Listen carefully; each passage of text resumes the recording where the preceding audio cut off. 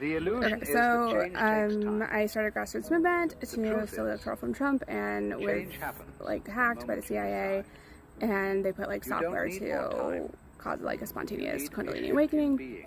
And so after You that, see, I had to like there start a are spiritual infinite journey. Obviously, it was like, what the versions fuck is happening? Each living a life shaped by a So I did different some work with the choice. Monroe Institute, Question is, because which they one are will like, you choose? really big, really mainstream, One and they are decision. CIA subcontractors. One So I definitely had to like be a and little the entire wary path unfolds to not get into like a Stockholm Don't underestimate syndrome type how of situation. powerful one And moment in of general, clarity can be. I think the gateway process The is universe probably responds like a really great the second way to you start allow. your spiritual journey, but So, like I haven't done it if you're because wondering what to I'm do, scared of getting brainwashed just by the CIA. the And that's my version of you own issue. who But already chose so my is calling teacher you. at the Monroe Institute is Beth Haley, and her mentor is Thomas Campbell. So he wrote like By Big Toe, and he's like I don't know if I forget what kind of science. So he's maybe a psychologist, some sort of scientist, but he's into quantum physics, but I don't think that's his actual profession. But basically,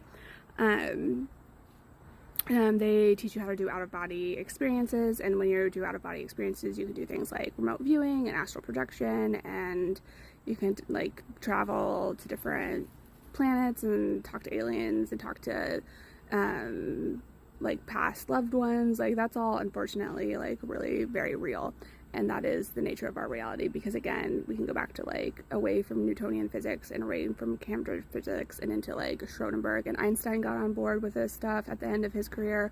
Stephen Hawking wrote about it in The Grand Design. So this is like actually pretty mainstream within quantum physics, right?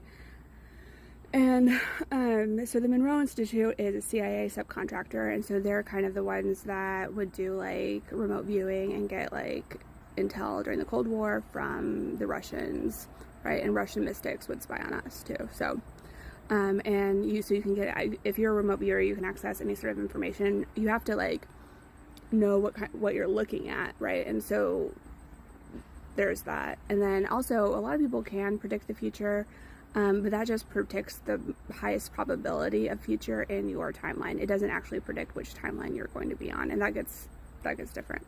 But it's still all within the many worlds theory of Schrödinger and quantum physics, right? That's just how we implement it. So I don't know where I was going with that, but I just took some meditation classes and kind of learned about the out-of-body stuff, and I can't read auras, but like Thomas Campbell can, and see auras, and so I haven't experienced that, so I don't know how it works, but yeah, some people can see auras. A lot of